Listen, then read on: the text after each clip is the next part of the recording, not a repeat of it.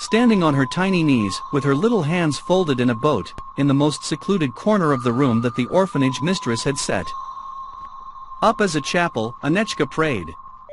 Orphans were not yet taught to read and write, and there was no one to do it. At the orphanage, every tuber, every handful of rice counted. And then there were the children. Street urchins, foundlings, and abandoned children, all huddled in a few rooms of an old wooden house, supervised by adults like them who were no use to anyone.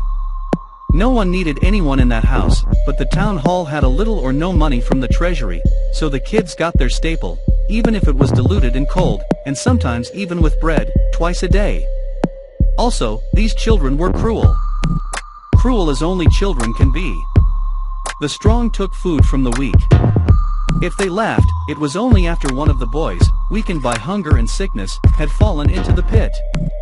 Here it was considered a prank to strangle with a pillow in the night, until he wheezed. Or to prick them with a stolen needle that had been heated on a fire. It was hilarious, those children thought so. Anechka was not immediately accepted here. Skinny, small, slouching, like an old woman, she quickly became the center of ridicule. She was beaten, bitten, stabbed. Rat cubs were thrown into her bed. Once, in a fit of cruel play, they even tried to throw her down an old dry well in the backyard, but she managed to escape and hide, at the cost of a torn-out clump of hair. She was simply erased from the book of life of this orphanage. And worst of all, that old babysitter. Oh, how she hated Anechka. She whipped her with a floor cloth, spat in her bowl, and one winter she threw her out the door in one shirt and grinned wickedly, looking out the window, while the other children rejoiced at such unexpected amusement. And so, kneeling, Anechka prayed. Images, of course, could not be in this house, but with her little fingers, Anechka raked up the fireplace ashes, pulled out a coal, and drew her own in the corner. 3 images, the Trinity, as Anechka had heard many times from adults. She did not know what they looked like, did not know the words of the prayer, but she knew that if you pray sincerely they will help. Hardly anyone could have prayed more sincerely, tears flowed down her sunken cheeks, and she called and called for help from the saving Trinity, the Ancient One, the Dark One, and the Horned One.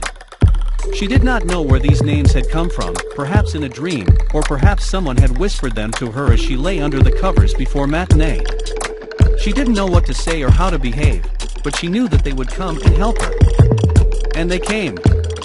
Like shadows from a flickering candle flame, they separated and turned into broken silhouettes that stood before the girl. Anechka rose from her knees and turned to face the shadows.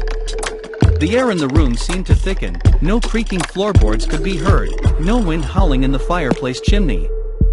It was as if the whole orphanage had fallen into a slumber. Not a sound was uttered, but the words seemed to appear in Anechka's mind. Who are you, child, Anechka? There was no fear or tremor in the child's voice. Anechka was not afraid, she did not know that entities and shadows should be feared. She prayed and was heard. What do you sacrifice, child? Again these words without a voice. The girl knew that if you pray and ask for something, you must either put in a coin or light a candle. But the child never had either. Anechka extended her tiny fists to the shadows and opened her palms. The shadows agitated, the silhouettes lost their outlines, as if they were deliberating.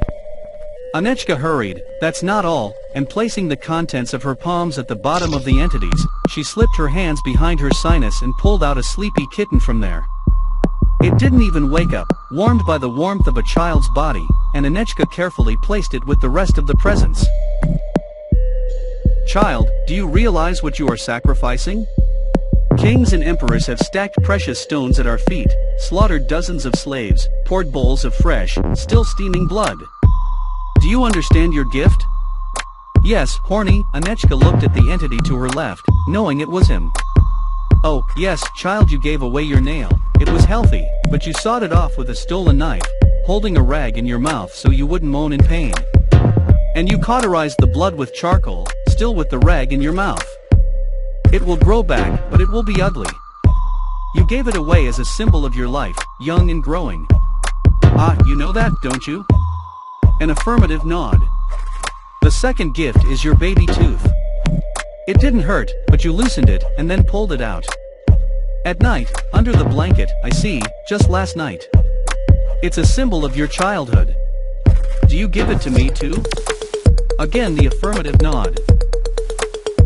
And the third gift is the one nearest and dearest creature, the one who was the only one who kept you warm at night. You give the one you trusted, and a third nod. Yes. Whispered the third silhouette. Kings do not understand the price of true gifts. Ask for them, child. Take and drink their souls. All but one in this house. The shadows moved closer, as if wanting to hear the girl better. Her I promised to the Lord, and in return I gave him mine.